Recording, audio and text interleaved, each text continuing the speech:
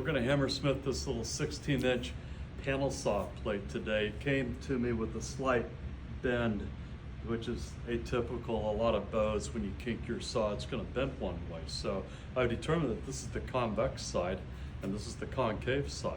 So let's come over here to how I grab a straight edge and draw a line, which is going to denote the beaten path my hammer is going to take.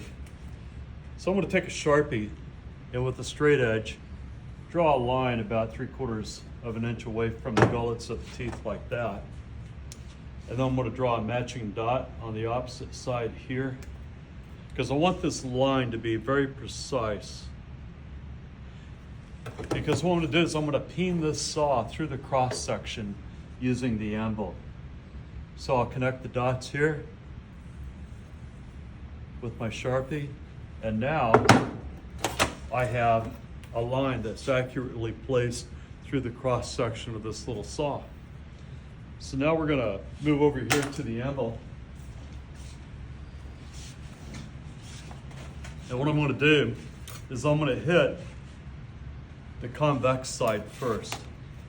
And I'm just going to take this little hammer. This is actually a Disston sawsmithing hammer from a long time ago. And I'm going to hit taps on the anvil about 1 beat per tooth. And I'm going to march up that line, serving as my visual cue to each strike. What's happening is that it contracts the grain of the metal on the near side of the strike, and on the anvil side of the strike, it expands the metal. And that is what reduces that bow along the axis. It's important to keep the metal firmly bedded down on the anvil. And I'll stop with about 1-inch margins on both sides.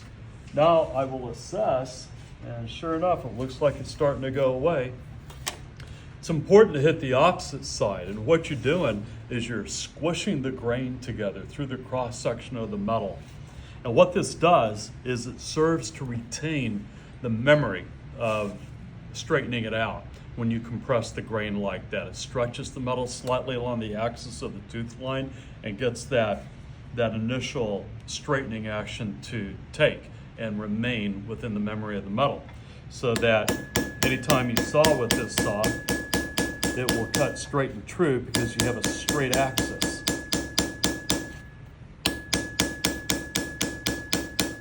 We'll work through this side. We're going to probably hit it on the start side one more time, making sure that the metal is compacted through the cross section of the saw plate.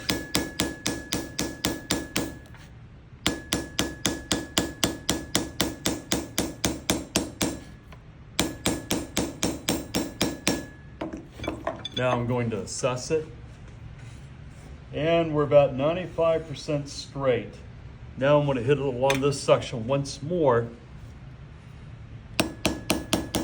lighter and tighter.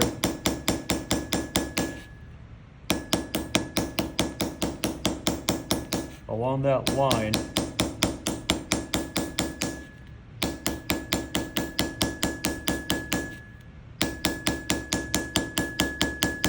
And now I'm going to assess it once more.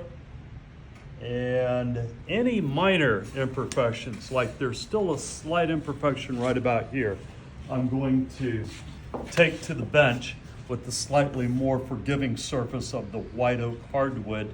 And this time when I hit it, all it's going to do is nudge that straightness being in to make it perfectly true for a few minor taps, which does not compromise the peening through the cross section that I just did on the anvil. A couple more taps here.